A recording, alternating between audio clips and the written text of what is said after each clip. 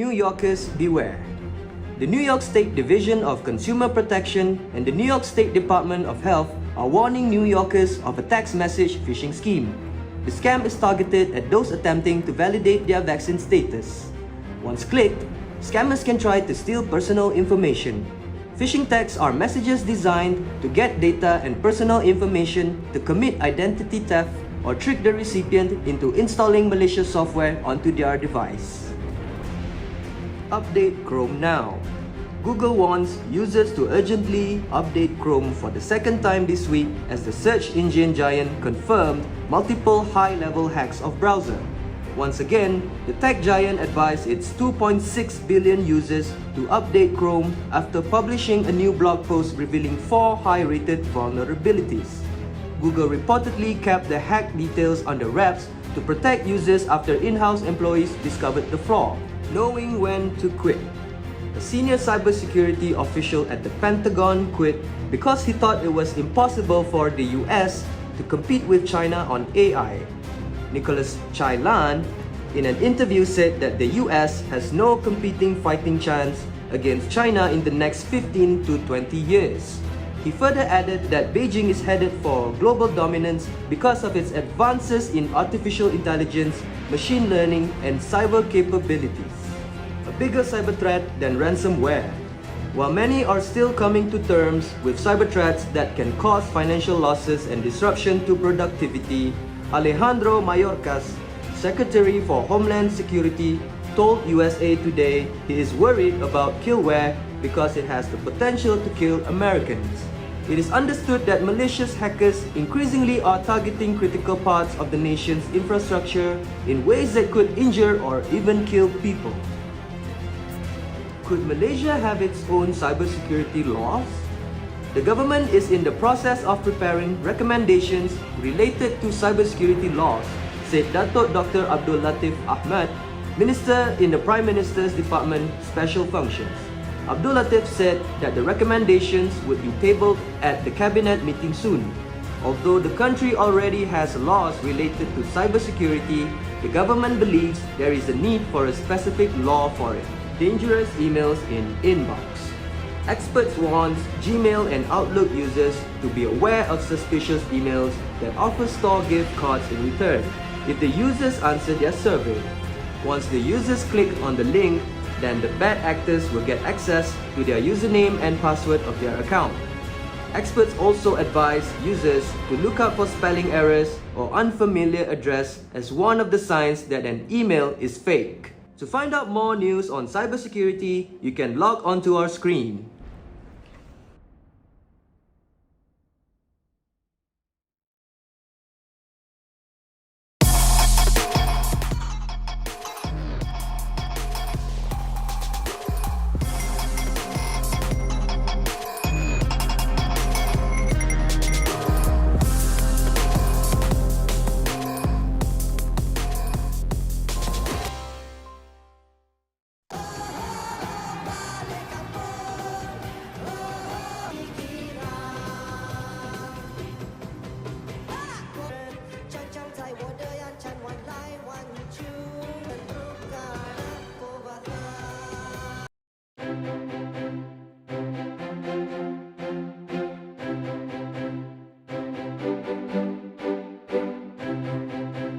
Welcome to ESPC Focus Interview. In this program today, we have together with us Mr.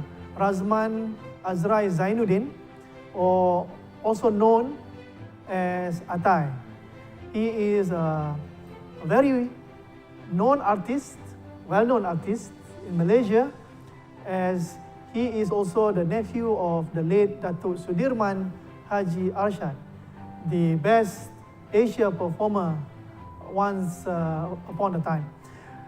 And with that, we will today talk to him and listen to his views on artists, performing artists, the life of an artist, as well as his career in cybersecurity, as he is also a cybersecurity professional. Welcome to the show, Mr. Atai. Thank you very much for inviting me here. I appreciate it very much. So it has been a long time before we have this chat, and today we have had quite a number of nice chat, Atai. So let me start with giving you a brief about the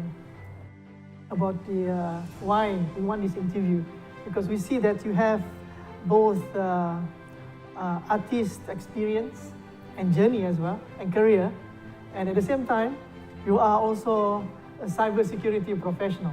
So it's very rare. I'm not just saying in Malaysia, I'm saying in the world, to find someone who is having both inside the body. You know? So it is a very rare talent, in fact, in Malaysia. So let me first start, Atai, with your arts performing journey. So you have been known way before in the movie with the late Datuk Sudirman, and then he brought you inside that movie, and then since then I guess your journey as an artist has gone up and grown ever. And what is your feeling about being an artist, and are you making an artist and performing art performings as your main career? Yeah, well, first of all, thank you very much. It's kind of different, right? One working on your left side of the brain and one working on your right side of the brain. But I would say I'm not really an artist per se, but I was born within a family who are performers. My mother was the first singer in the family before the late Sudirman Haji Arshad. And when during my during my teenage times, I used to live with him. So he taught me a lot of I would say creativity on how to do things. And it became my interest. I still continue to do it when there is any invitation from any event. The last one that I did was the Southeast Asia Games, which was with the presence of the Prime Minister then.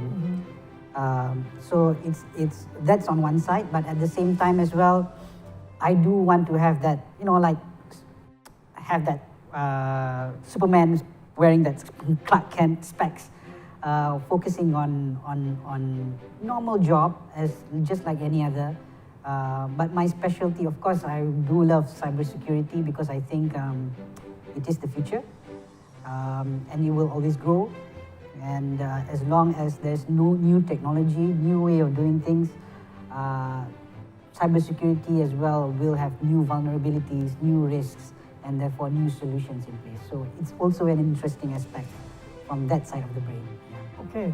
Now you have as you said, you have to utilize both sides of the brain, the left and the right.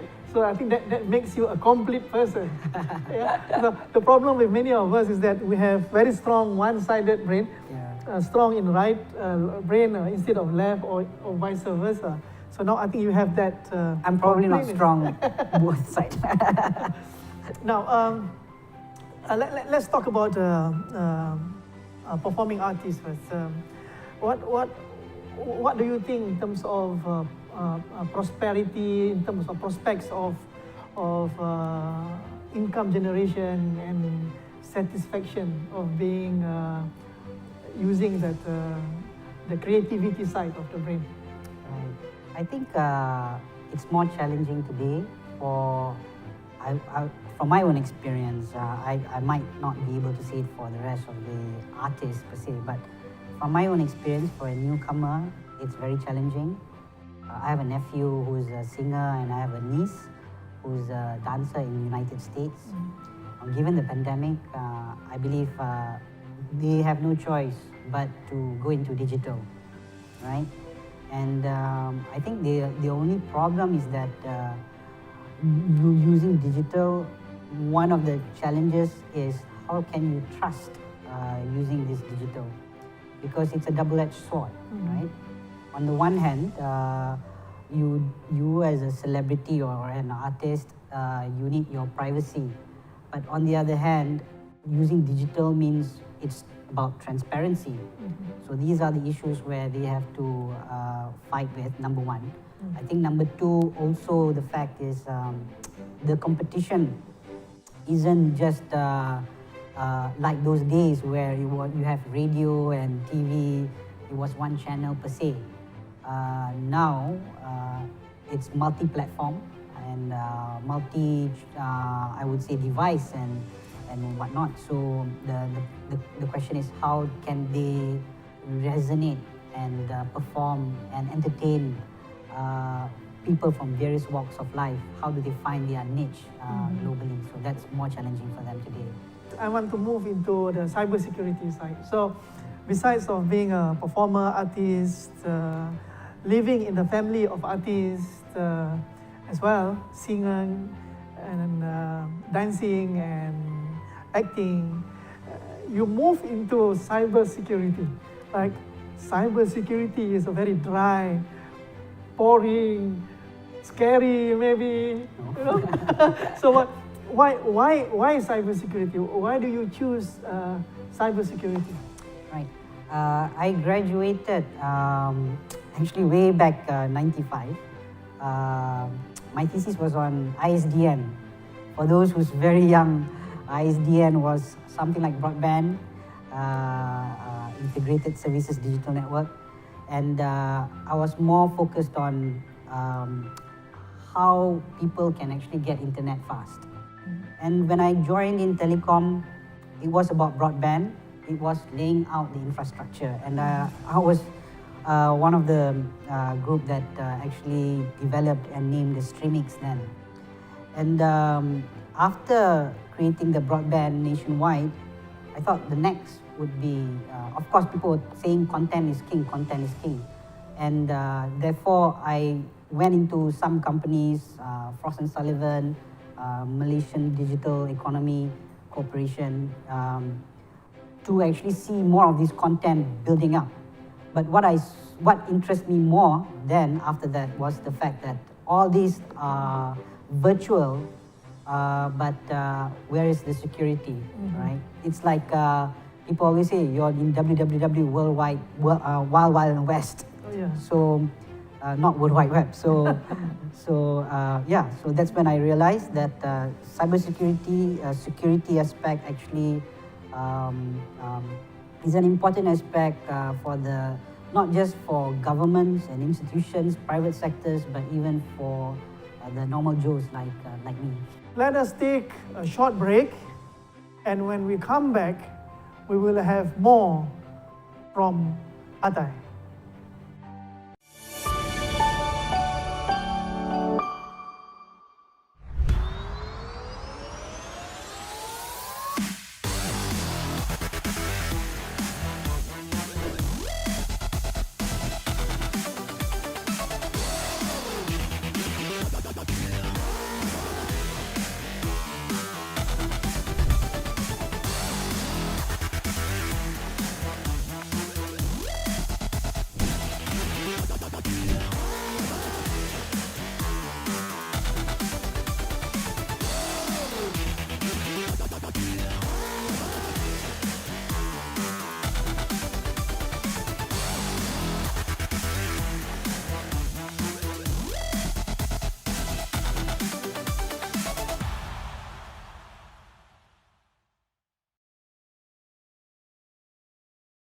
What do you think about the future of blockchain technology? I think blockchain is definitely the next internet, because even though a lot of people are doing it, it's just a matter of time until everybody will be using it. I give an example. It gives people trust towards using digital. So, for example, event management in the performing artists, I would say, aspect. How do I know that my event management collects this amount of revenue from this number of audience. The only way, instead of that event management coming up with their own self-declaration, the only way is to have a blockchain-based solution. So that's just one aspect. Also, for example, now a lot of people are talking about this self-sovereign identity digital ID, which is very much important for certain artists because, for example, I'm sure you've seen of this digital health pass, or in Malaysia's case, it's MySejahtera, those kind of things. For the normal people, it's fine for them to show their QR code, their name and address and whatnot. I'm not saying MySejahtera shows address and whatnot, but these are personal information. Yeah.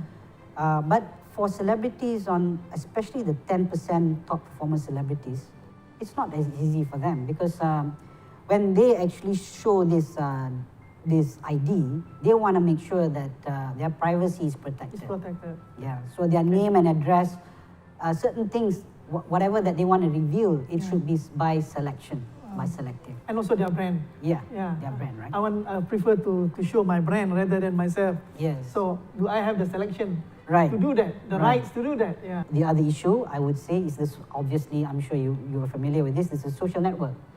The social network is a great I would say aspect where it allows artists or performers to express themselves, to market themselves, to even lodge complaints if they aren't getting paid, those kind of things. So social media gives them that platform to do that. But then the other bad point about social media is that obviously you can't control what people talk about you. And some major celebrities have already decided to close their account. Yeah? For example, Miley Cyrus, Selena Gomez, they have all started, it's this sort of like a trend now. They've all started to shut their account because it's mentally unhealthy. Yeah? So that's another aspect that we have to be careful of. What it should be, or where should we go from now to the future? Well, I wouldn't. I'm not in the strong standing position to say what Malaysia should be. You were before a strategic guy in cybersecurity in Malaysia. I might step on certain people's toes, but I would say first and foremost, I think in terms of our capability, I mean Malaysia is one of the best cybersecurity professionals in the world. That's a great thing. I think what we need to understand is that the 4IRs, the 5G, all these will turn into something, a new lifestyle for the people. I give you an example. AI, everybody's now talking about AI, right? Yeah. So it's a great thing that you have artificial intelligence, machine learning and whatnot. In the performing wise, or for a celebrity, it could be bad and good. I do not know whether you've seen, but now the celebrities are used as saying something that they don't really say, and it's been used for that. And Deepfake. deepfake, right? Yeah. And I think it's a matter of time before somebody deepfakes Sudirman too.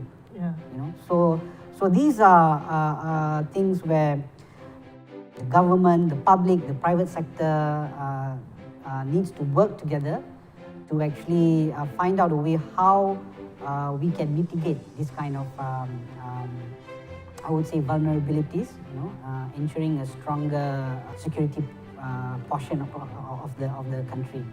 Right? I think last week, if I'm not mistaken, the White House Office of Management Budget released this thing called I think it's a zero trust guideline. And the great thing is they have been talking about cloud, why it's part of zero trust, encryption, obviously, identity. I was just thinking they should have included blockchain in the Biden's administration, but I do not know why they don't. But that means the Biden administration is really taking this seriously because it comes from the White House. And I believe our country and countries around the world should take it from the top. What do you think of online election? Yeah. Can blockchain be part of the solution to that? Yes, I believe. I'm sure you know this more, Datuk, but the challenge is not really on the technology, right? The challenge is really on the will of the people. And I mean, my company focus closely with Estonia. In Estonia, you can actually vote even online. Today, I vote Party A in the morning, and in the evening, just before the vote ends, I can change my vote. So online.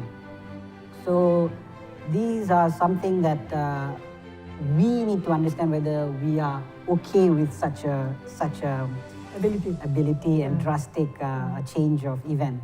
Why not? Why not? Why Yeah, not? why not? Yeah, this is the channel to say so.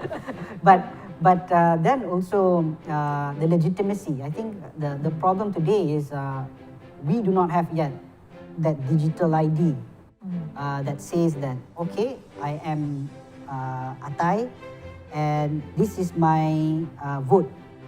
It belongs to me and I can prove it. The integrity is there. So that part we still lack. Today we only have the normal my card, which means I would still need to bring my card to the particular poll station today. Last, I think we are running out of time now. I think we're coming to the end. One last question to you. Do you see the prospect of merging entertainment and cybersecurity? Oh yeah, definitely you can merge anything now, Dato', right? Yeah. But I still think because on the security aspect, there is the technological, logical aspect where you understand the solution of the technology. But at the end of the day, for you to resolve any solution, you also need creativity. Yeah. That's where both Left brain and right brain has to work together. Yeah, that's right. Okay. That's right. All right.